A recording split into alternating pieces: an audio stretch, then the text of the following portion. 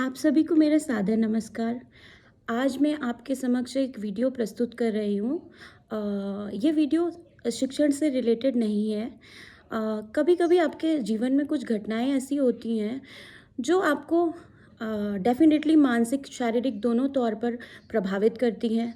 तो हाँ, मैं आपके समक्ष एक ऐसी घटना प्रस्तुत करने जा रही हूँ और इस उद्देश्य से करने जा रही हूँ कि जो मेरे साथ हुआ या जैसी भी चीज़ें मेरे साथ हुई और मैंने उन चीज़ों के साथ जैसे कोप अप किया, वो चीज़ें अगर किसी के जीवन में थोड़ी भी प्रेरणा दे पाएँ या किसी को किसी भी तरह से हेल्प कर पाएँ, तो मेरा उद्देश्य सफल हो जाएगा।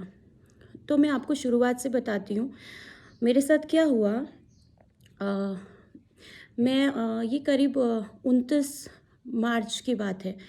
उससे पहले से ये चीज़ें शुरू हो गई थी, पर मैं शायद उस चीज़ को समझ नहीं पा रही थी क्योंकि मैं कृष्ण भक्त हूँ और मैं कृष्ण के अलावा इस संसार में कोई शक्ति है ऐसा नहीं मानती, जो कि मैं अब भी नहीं मानती हूँ। अब भी मेरा मत यही है कि परम सत्य श्री कृष्ण है, श्री कृष्ण से ऊपर कुछ भी नहीं। तो जो भी हम सब हैं, हम श्री कृष्ण का ही अंश है और श्री कृष्ण हमसे जो करवाना चाहते हैं, हम सब वही करते हैं। तो मेरे साथ ये घटना कुछ इस तरह से शुरू हुई। मैं बस घर लौट के आई और किसी फंक्शन में जाके आई थी। उसके बाद से मैं अपने को ऑब्ज़र्व कर रही थी और मेरे साथ में क्या हो रहा था कि मैं जब बोल रही थी तो मैं अपने बोलने पे कंट्रोल नहीं खो रही थी। मतलब मैं जब बोल रही थी मैं बहुत ज़्यादा बोल रही थी, जितना कि मैं बोलती नहीं हूँ और सामान्य तो अगर मैं इतना बोलूँ तो मैं बहुत थक जाती। लेकिन मैं जब अपना बोलने पे कंट्रोल खोने लगी, धीरे-धीरे मुझे लगा मेरे साथ में कुछ गलत हो रहा है और काफ़ी चीज़ें ऐसी हो रही थी जो शायद होनी नहीं चाहिए थी और मैं अपने को बहुत माइन्यूटली ऑब्ज़र्व कर रही थी। फिर हुआ क्या मेरे साथ कि जब मेरा ये टंग कंट्रोल थोड़ा लूज़ होने लगा तो और चीज़ें ऐसी थी क्योंकि हमारे घर का जो वातावरण है, जो परिवार का माहौल है, सबका और आज भी अभी भी मैं बोल रही हूँ कि जो कुछ भी है, कृष्ण के अलावा कुछ नहीं है। ऐसे अपब्रिंगिंग के साथ मैं हुई हूँ और हमेशा यही इसी बात पे बिलीव करती रहूँगी। तो घर में कोई ऐसा कुछ सोचता ही नहीं। तो मैं आपको बताती हूँ मेरे साथ क्या हुआ। मुझ पे ब्लैक मैजिक किया गया था, मुझे कुछ खिलाया गया था, जो कि अब वास्तविकता ये है कि ऐसा नहीं है मेरे बिहेवियर में चेंज किसी ने ऑब्ज़र्व नहीं किया।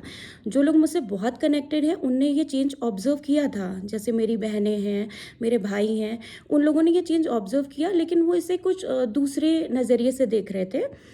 जैसे भैया को लग रहा था शायद कि मैं थोड़ा ओवर स्ट्रेस्ड हूँ या बहुत ज़्यादा काम कर रही हूँ, कोचिंग का मेरे पे बहुत ज़्यादा भार है।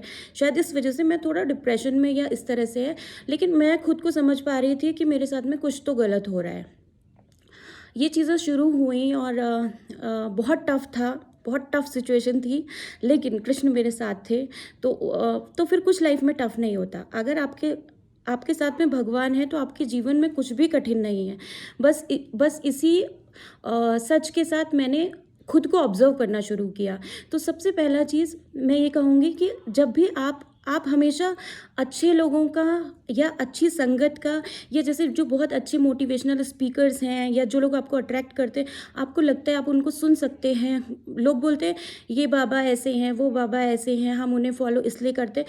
तो आप सुनिए, अगर आपको अध्यात्म की थोड़ी बहुत भी समझ है, तो आपके अंदर से ये चीज़ समझ में आएगी कि आपको किसको फॉलो करना है, किसको आपको सुनना है और किसको आपको नहीं सुनना है। तो मैं प्रेमानंद जी महाराज को फॉलो करती हूँ। तो सबसे पहले मेरे मन में ये बात आई, वो कहते हैं कि जीवन में कितनी भी कठिन परिस्थिति हो आप राधा राधा। हालांकि मैं जाप बहुत सालों से करती आ रही हूँ, बट हाँ ये पहली बार है कि मैंने राधा राधा जाप शुरू किया। मुझे उससे बहुत बहुत ज़्यादा आराम मिला। अब मुझे ये नहीं समझ में आ रहा था कि मैं ये चीज़ें शेयर किसके साथ करूँ, क्योंकि मुझे पता था जो मैं बोलूँगी उस पर बिलीव जल्दी कोई करेगा नहीं। तो फिर मैंने सबसे अच्छा माध्यम होता है, आप अपने को जब थोड़ा इंगेज रखना चाहते हैं बच्चे, तो मेरे घर के 6 बच्चे हैं मेरे। मैंने एक ग्रुप बनाया, मैंने उनसे बातें करनी शुरू करी और अपने माइंड को वहाँ से डिस्ट्रैक्ट करना शुरू किया कि how to handle with this. और मैं अपने को थोड़ा बिजी रखने की कोशिश कर रही थी। स्टिल मेरा टंग पे कंट्रोल जा रहा था। आई वॉज ऑब्जर्विंग माइन्यूटली, क्योंकि मैं बच्चों को पढ़ाती हूँ, सेशंस रिकॉर्ड होते हैं, मैं बाद में सेशन भी चेक कर रही थी। पर मेरे अंदर जो ये विल पावर थी, ये कृष्ण है, इसके अलावा कुछ भी नहीं। तो फिर मैंने सबसे पहले सोचा कि मुझे किसी ऐसे व्यक्ति से बात करनी पड़ेगी जो मुझे समझे। तो मैंने सबसे पहले अपनी एक ऐसी फ्रेंड, मेरी गुरु, मेरी एस्ट्रोलॉजिकल गुरु सोफिया मैम को कॉल किया। मैंने उन्हें बताया कि मैम मेरे साथ में ये सब घटनाएं हो रही हैं, क्योंकि Sophia ma'am she is an astrologer और उनको इसकी बहुत अच्छी नॉलेज है। मैंने उन्हें ये सब बताया। उन्हें रियल में मेरी जितनी हेल्प की है, मेरी स्पिरिचुअल गुरु, मेरे स्पिरिचुअल गुरु, आध्यात्मिक गुरु तो मेरे पिताजी हैं, पर मेरी एस्ट्रोलॉजिकल गुरु सोफिया मैम है, उनने मेरी बहुत मदद की। वो मेरी इन बातों को समझ पाई, जिन बातों को शायद कोई उस टाइम बिलीव नहीं कर रहा था, और मैं अपने पे कायम थी कि मुझे पता था। एक्चुअली आप जब कहीं जाते हैं ना, तो लोगों को आपके ये हो जाता है कि कहीं ऐसा तो नहीं कोई प्रेत बाधा या कुछ, या बुरी नज़र या कुछ और चीज़, वो सब चीज़ें। पर मुझे पता था कि ये सब चीज़ें मुझे नहीं अफेक्ट करेंगी, क्योंकि मैं कृष्ण भक्त हूँ और मैं जानती हूँ कृष्ण में कितनी शक्ति है। कृष्ण भक्त होने के बाद ऐसा नहीं कि मेरे जीवन में कोई ऐसी परिस्थितियां नहीं आई, उसने मुझे उन परिस्थितियों से समझौता करने की शक्ति दी है। तो बस मैं कृष्ण पे विश्वास करते हुए, और सोफिया मैम आप भी कृष्ण भक्त हैं, आप बहुत अच्छे से समझ पाएंगी, कृष्ण ने मुझे कृष्ण का ही मार्ग दिखाया। तो मेरी मैम से बात हुई, उनने मुझे समझा, उनने मुझे मंत्रा चैंटिंग बताया, उन्होंने मुझे बहुत सारी चीज़ें बताई जिनको मैंने फॉलो किया। अब मुझे बहुत फ़ायदा हुआ। और उसी दिन शाम को मेरे भैया से बात हुई, मेरे भाई अनुपरमा, उनसे मेरी बात हुई। तो भैया ने मुझे ऐसे बोला, भैया को भी लग रहा था कि शायद कुछ तो गड़बड़ है। तो भैया ने, क्योंकि हम सब आध्यात्मिक फैमिली से बिलोंग करते हैं, तो अध्यात्म का थोड़ा बहुत सूक्ष्म ज्ञान सभी को है। तो भैया ने भी बोला कि तू एक काम कर, दुर्गा कवच का पाठ शुरू कर। तो हाँ, वेरी इम्पैक्टफुल। मतलब मैं आपको यहाँ पे कुछ भी ऐसा नहीं बता रही हूँ जो कि भ्रमित करने वाला, या किसी ने मुझे बोला है कि आपको ये बताना है, ऐसा कुछ भी नहीं है जो मेरे साथ हुआ। मैं बस आपको उसका एग्जाम्पल दे रही हूँ। मैंने दुर्गा कवच का पाठ शुरू किया। When I was losing control on my tongue, मैंने चांटिंग यूज़ करी। मैंने Radha Radha Radha Radha, the moment I started like over speaking, तो मैंने कंट्रोल ऐसे किया, मैंने राधा राधा जाप शुरू किया। और आप बिलीव नहीं करेंगे, जिस दिन से मैंने दुर्गा कवच को जाप स्टार्ट किया है उस दिन से, क्योंकि अगर आप दुर्गा कवच को पढ़ें, जानें, समझें, तो माँ Durga is controlling each of your body organ in Durga कवच।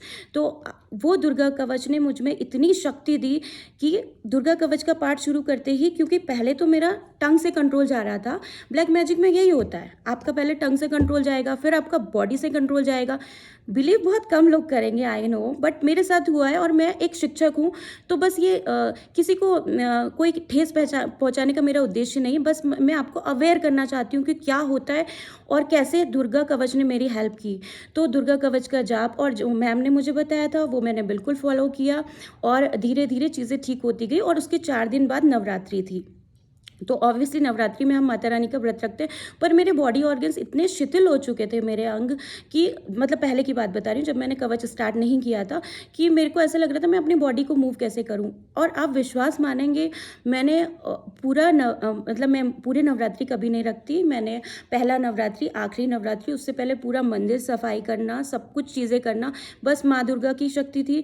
मैंने माँ दुर्गा की आराधना की, और 9 दिनों में दुर्गा सप्तशती का पाठ कंप्लीट किया। अब ये सब चीज़ें मेरे साथ हुई। बस इसमें एक छोटी सी चीज़ ऐड करूँगी। सबसे पहले मेरे आध्यात्मिक गुरु, मेरे पिताजी, उनसे मैंने इस विषय में स्टार्टिंग में कोई बात नहीं करी, क्योंकि जब ये स्टार्ट हुआ था तो एक्चुअली पापा की तबीयत ठीक नहीं थी, वो खुद काफ़ी अस्वस्थ थे। तो मैंने पापा को नहीं बताया, क्योंकि वो खुद परेशान थे, तो मैं उन्हें परेशान नहीं करना चाह रही थी कि मेरे साथ ये सब चीज़ें हो रही थी। और आज मैं आपको बताती हूँ कि मंत्र की क्या पावर होती है। जिस दिन मैंने पापा को समझाया है मेरे साथ क्या हो रहा है, पापा ने घर पे दुर्गा सप्तशती, दुर्गा कवच का पाठ किया है, और वहाँ पे मुझे वॉमिटिंग हुई है, और मैं I am very much fit and fine, और मैं पहले से ज़्यादा इनर्जेटिक फील कर रही हूँ, और मुझे बहुत अच्छा लग रहा है। पर मैं आपको, आप सभी को बस एक बात बोलना चाहूँगी कि प्लीज़, हम कितने भी मॉडर्न हो जाएं, हम कितने ही मॉडर्न अटायर वेयर करें, I am not against of that, क्योंकि वो भी ज़रूरी है।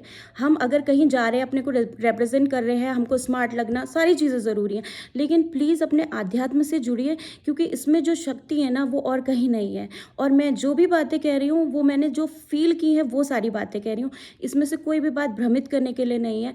आप दुर्गा कवच का पाठ करिए, ये बहुत इम्पैक्टफुल है। और जब आप भक्त होते हैं, आप सनातन को मानते हैं, तो आपके अंतरात्मा आपको भगवान एक ऐसी शक्ति देता है कि आप गलत सही ऊपर नीचे क्या है क्या नहीं है वो सब आपको खुद पता चलता है। रही बात किसने किया क्या किया, वो सब मुझे ये सब डिस्कस भी नहीं करना, और वो जानता है जिसने किया है और मेरा कृष्ण जानता है। इसके अलावा मैं किसी से कुछ नहीं कहना चाहती, पर मैं आपको ये बोलना चाहूँगी कि जो सनातनी है, जो कृष्ण भक्त हैं, वो सिर्फ कृष्ण की शरण में है। उनका कोई बाल भी बांका नहीं कर सकता। जब मेरा कृष्ण चाहेगा, अगर मेरा कृष्ण चाहता कि मैं मारण के द्वारा मर जाऊँ, मैं सम्मोहन के द्वारा मर जाऊँ, या मैं किसी और चीज़ के द्वारा मर जाऊँ, तो ऐसा होता, पर वो नहीं चाहता। उसको पता है कि मुझे अभी कितने समय तक रहना है, और ये सब चीज़ें हैं। हम लोग जाते हैं, हम अपने हिंदू धर्म, हम अपने हिंदू साहित्य, हम अपने सनातन धर्म को कितना मान रहे हैं, कितना पूछ रहे हैं। फिर जब कुछ बहुत बड़ा हो जाता है घर पे, तो हम जाते हैं कि हाँ वहाँ पे हम जा रहे हैं कि वो किसी पीर फकीर के पास या कुछ। मैं किसी धर्म को किसी भी धर्म से घृणा नहीं करती, पर मैं कहती हूँ कि कुछ सीखो उनसे, क्योंकि वो चीज़ों को फॉलो करते हैं। वो अगर मस्जिद जाते हैं, उनके सर ढके हुए होते हैं, वो चीज़ें करते हैं। आप क्यों अपनी संस्कृति भूल रहे हैं? आपको मंदिर में कैसे जाना है? आप बहुत खुशी के साथ कहते हैं हमारे बच्चे को हिंदी बोलनी नहीं आती। तो मैं आपको एक बात बोलती हूँ, आपको शर्म आनी चाहिए अगर आपके बच्चे को हिंदी बोलनी नहीं आती। क्योंकि अगर मैं आज किसी से कह दूँ कि दुर्गा कवच का पाठ करिए, तो वास्तविकता ये है कि बच्चे पढ़ ही नहीं पाएंगे, और संस्कृत में क्या, हिंदी में भी नहीं पढ़ पाएंगे। तो पहले अपने बच्चों को हिंदी का ज्ञान दीजिए, और हमारा जो सनातन है उसकी शक्ति, उसकी क्षमता को बताइए। मैं इस काला जादू, ये सब चीज़ों को मैं कभी नहीं मानती थी, और ना मैं आज मानूंगी। ये जो बहुत बड़ी शक्ति है ना, जो आदि माँ दुर्गा देवी है ना, इनसे बढ़कर कुछ नहीं है। आप उनके छोटे छोटे गढ़ों की याचना करके, प्रार्थना करके, वो 4-5 मंत्र पढ़ लो। ठीक है, प्रभाव डालेगा, मैं नहीं बोल रही मेरी बॉडी पे प्रभाव नहीं हुआ। हाउ कैन आई से black magic has not worked, it worked, but उससे बढ़कर तो नहीं है ना। बस आप दुर्गा कवच का, I would tell each of the women, अगर आपको कोई बीमारी है, कोई तकलीफ है, आपको लो फील होता है, या आपको लगता है आपको नज़र लग गई, या आपको कोई चीज़ भ्रमित करती है, आप दुर्गा कवच का पाठ करिए। और आप अगर आपकी लाइफ में चेंज नहीं आता तो आप मुझे बताइएगा, क्योंकि मैं नहीं मानती कि ऐसा होगा। क्योंकि मैंने अपनी बॉडी ऑर्गन्स पे, मैंने अपनी टंग पे, मैं मृत्यु के द्वार से निकल के कैसे आई हूँ, वो माँ दुर्गा जानती है। और इस सब में मेरी बहुत मदद की है बहुत लोगों ने, मैं उनकी दिल से आभारी हूँ। और मैं आपको वास्तविकता बताऊं, जब आप मृत्यु के समीप होते हैं, सबसे पहले आपको आपके पितृ लेने आते हैं। तो मैं अपने पितृदेवों, अपनी बहन, जो मेरी बहन नहीं रही 2021 में, उन सब की बहुत आभारी हूँ। बहुत गूढ़ता में नहीं जाऊंगी, लेकिन आप सबसे प्रार्थना है कि प्लीज़ सनातन का मान रखिए, प्लीज़ सनातन पर विश्वास करिए, क्योंकि ये बहुत इम्पैक्टफुल है। एंड अगर आप ये कल्चर कहते हैं ना कि नहीं होता कुछ धर्म, क्या जीवन में सिर्फ सुख ही सुख होता है? क्या हम अपने पास्ट लाइफ कर्मा नहीं लेके आते? ये जो मुझे मिला है, ये भी मेरा पास्ट लाइफ कर्मा है, ठीक है? तो मैं इसके लिए किसी को ब्लेम नहीं करती कि तुमने मेरे साथ ऐसा क्यों किया। नहीं किया होगा मैंने कुछ आपके साथ गलत पूर्व जन्म में, उसका मुझे फल मिला है। कैसे, क्या, क्यों, कहाँ, इस पे मेरा प्रश्न नहीं है। बस प्रश्न इतना है कि अपने सनातन की, अपनी दुर्गा चालीसा, दुर्गा कवच, माँ में बहुत शक्ति है, बहुत शक्ति है।